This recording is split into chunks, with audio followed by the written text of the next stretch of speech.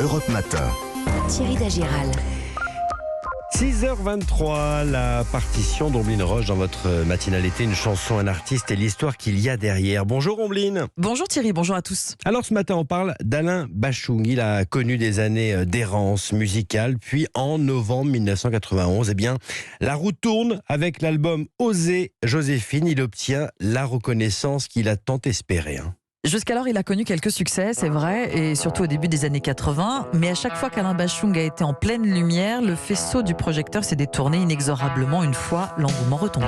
J'ai crevé l'oreiller, j'ai dû rêver trop fort. Ça me prend les jours fériés, quand Gisèle clappe dehors. J'aurais pas dû ouvrir à la rouquine carmélite. L'alcool alimente la dépression d'Alain Bashung. Ce sont ses idées noires qui lui donnent le vertige. Chantal, sa deuxième épouse, et son fils font partie des personnes qui chassent ses vieux démons et lui font remonter la pente. Le parolier Jean Fauque, incorrigible joueur de mots, lui permet d'entrevoir le bout du tunnel. En 1989, il devient son partenaire d'écriture et l'aide à terminer l'album Novice, chargé d'influences sombres et new wave. Même si Novice est un nouvel échec, les deux compagnons d'infortune ne baissent pas les bras. Jean Fauque noircit des pages entières d'écriture, Alain Bashung pioche des mots, des bouts de phrases et des rimes naissent avec un sens plus ou moins précis. Par exemple, le fameux « Rien ne justifie » d'Oser Joséphine. Quand Jean Fauque demande à Alain Bashung « Rien ne justifie quoi ?», le chanteur lui répond « T'inquiète, c'est suffisant ». On va y revenir. Au milieu de l'été 1991, le nouvel album est en cours d'écriture et le label Barclay accepte de les envoyer enregistrer à Memphis, aux États-Unis. Madame rêve d'atomiseurs et de cylindres aussi longs qu'ils sont les seuls qui la remplissent de bonheur. Alors Alain Bashung réalise son rêve américain au cœur du berceau du blues et de la country. Les synthés du disque Novice sont oubliés pour laisser la place à une musique rock plus authentique et primitive. Il s'installe dans les mythiques Ardent Studios face au micro d'Elvis Presley. Ils explosent le budget, revient en France avec surtout des reprises en anglais.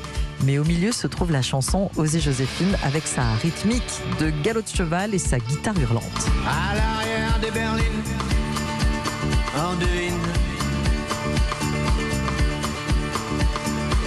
des monarques et leurs figurines.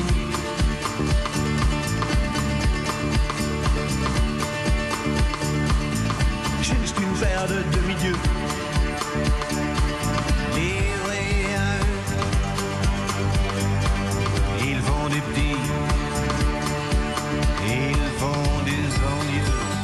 La question que tout le monde se pose, qui est donc cette Joséphine, d'abord c'est une trouvaille d'Alain Bashung, une jolie allitération qui sonne rudement bien. Oser Joséphine, elle est peut-être la tante du chanteur, une femme alsacienne trop libre pour son époque car à l'origine le texte s'inspire de la chute du mur de Berlin et c'est un hommage rendu aux femmes de l'Allemagne de l'Est. Ou alors est-ce une enfant, Joséphine Drahi, la fille de son batteur? Quoi qu'il en soit, l'enregistrement du disque se termine à Bruxelles. Alain Bashung renaît et ne va plus retourner dans l'oubli. Osez Joséphine, osez Joséphine. Et rien ne s'oppose à la nuit, rien ne justifie. Usez le soulier, usez l'usurier, soyez ma muse. Et que le dur que les moments doux, dur que les moments doux. Et que le doux. Osez Joséphine, osez Joséphine. Plus rien ne s'oppose à la nuit, rien ne justifie.